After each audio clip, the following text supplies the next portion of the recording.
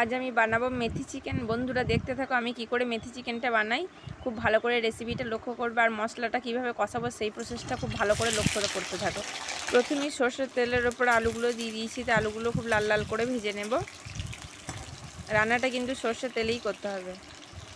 এবার আলুগুলো লাল লাল করে ভাজা হয়ে গেছে, তুলে নেব। তুলে নেওয়ার পরে যে তেলটা ছিল তার মধ্যে আমি কিছু গোটা গরম মশলা ফোড়ন দিয়ে দেবো।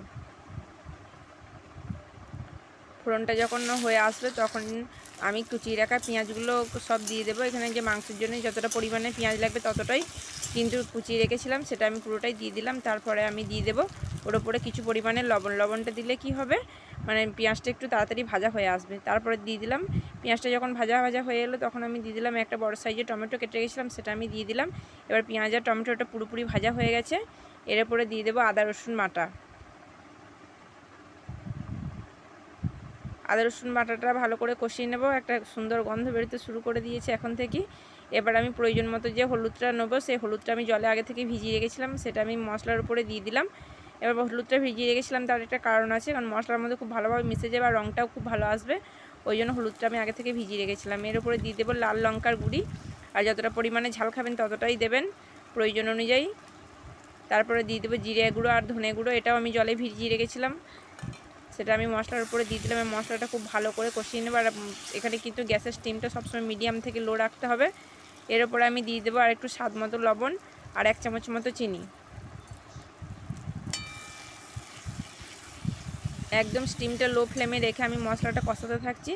এবার কিন্তু মশলা থেকে তেলটা ছেড়ে এসেছে, আমার মশলাটা এবার কষানো হয়ে গেছে। আর আমি 1 কিলো চিকেন আমি খুব ভালো করে ধুয়ে জল ঝরিয়ে রেখে দিয়েছি।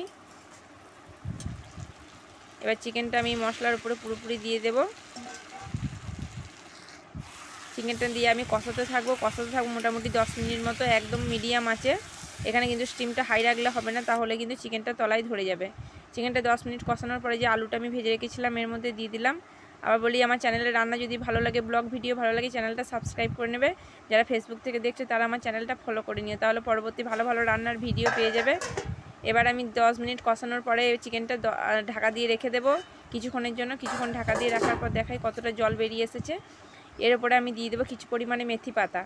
মেথি পাতাটা দিয়ে আমি খুব ভালো করে নাড়াচাড়া করে, মানে কষাবো না, মানে নাড়াচাড়া করে আমি 20 মিনিট মতো ঢাকা দিয়ে মিডিয়াম আঁচে রেখে দেবো। তাহলে একটা সুন্দর গন্ধ বেরিয়েছে, এখন থেকে গন্ধ বেরোতে শুরু করে দিয়েছি মেথি পাতার একটা নির্দিষ্ট গন্ধ থাকি, আর সেটা চিকেনের উপর দিলে তার গন্ধ একদম স্বাদে আর গন্ধে দ্বিগুণ হয়ে যায়। চিকেনটা সুন্দর গন্ধ বেরোতে শুরু করে দিয়ে চিকেনটাও আমার হয়ে গেছে, 20 মিনিট ঢাকা দিয়ে রেখেছিলাম।